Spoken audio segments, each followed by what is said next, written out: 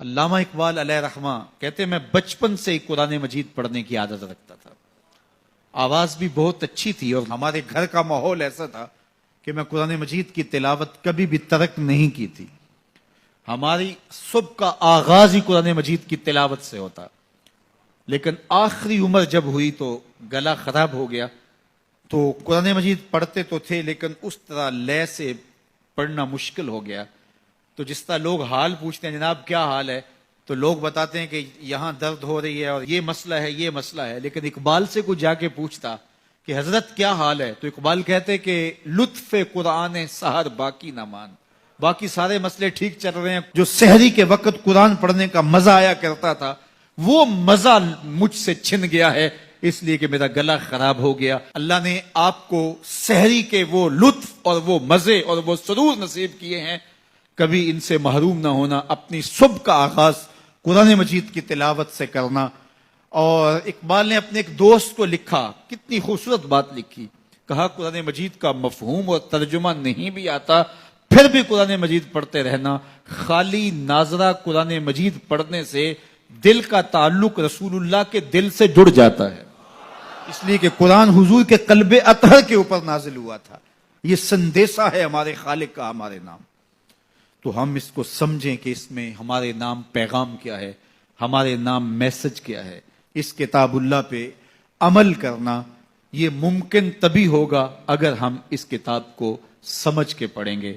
یہ کتاب ہمارے نام پیغام کیا دیتی ہے, کہاں سے روکا ہے, کہاں سے اس کتاب نے ہمیں جو ہے وہ منع کیا اور کن امور کے بجا لانے کی تلقین کی ہے.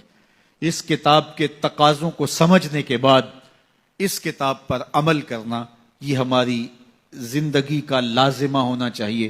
لیکن افسوس ہم نے کتاب اللہ کے ساتھ جڑنے کی بجائے اس کتاب کو طاق پر سجا دیا اور اس کے مفاہیم سے ہم نہ آگاہ ہو سکے. اب تو تلاوت بھی موقوف ہوگی. کسی زمانے میں لوگ تلاوت ضرور کیا کرتے تھے, اب تلاوت بھی موقوف ہو گئی. عمل تو قصہ پارینہ بن گیا. ہماری زندگی اس کتاب کی مطابقت میں گزرنی چاہیے تھی. آپ مارکیٹ میں یہ مائک بھی لینے جائیں تو اس کے ساتھ بھی چھوٹی سی بک دیتے ہیں جس میں کمپنی بتاتی ہے کہ یہ مائک ہماری کمپنی کا, اس کو استعمال کیسے کرنا ہے.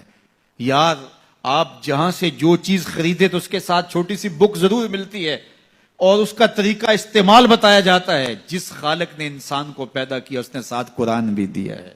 اس کو پڑھتے جاؤ, زندگی گزارتے جاؤ. زندگی ٹینشنوں کا مجموعہ نہیں ہوگی.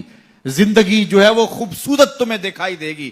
زندگی حسین اور جمیل دکھائی دے گی اس لیے کہ یہ زندگی قرآن کی مطابقت میں گزرے. اور ایک مومن کی زندگی تو قرآن کے بغیر گزرنے ہی نہیں چاہیے. گر تو می خواہی مسلمان زیستن نیست ممکن جز بقرآن زیستن. اگر تو مسلمان بن کے جینا چاہتا ہے تو قرآن کے بغیر جی نہیں سکتا ہے. تیری زندگی ہی قرآن ہے.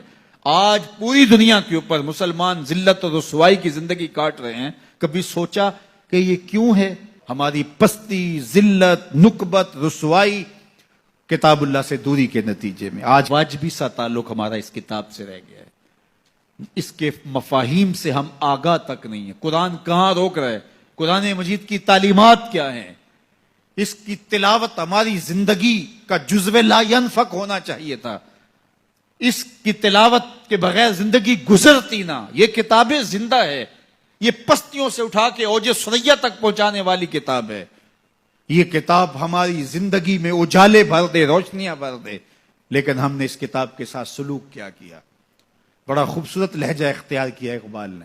ببندے صوفی و ملا اسیری حیات از حکمت قرآن گیری بآیاتش ترا کار جزی نیست کیا از یاسین او آساں بمیری.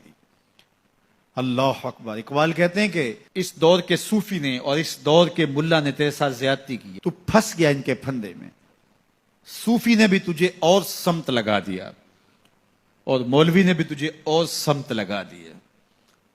جو منصب تھا صوفی و ملا کا, تجھے جس راستے پہ ڈالنا تھا اس راستے پہ انہوں نے تجھے نہیں ڈالا.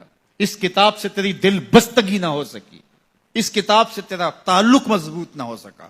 قرآن سے تجھے صرف اتنا سروکار ہے کہ جب تیرے بوڑھے کی روح اٹکی تو تو سورہ یاسین لے کے بیٹھ گیا کہ میں اس کی تلاوت کروں اور اس کی روح آسانی سے نکل جائے. وہ کہتے ہیں اس میں کوئی شک نہیں کہ اس کی روح آسانی سے نکلتی ہے.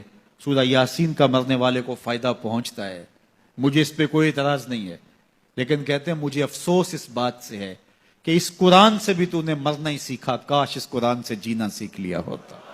یہ کتاب زندگی ہے, یہ کتاب حیات ہے, یہ مردہ قوموں کو اٹھا کے کہاں سے کہاں لے جاتی ہے, یہ پستیوں سے اٹھا کے بلندیوں تک لے جانے والی کتاب ہے.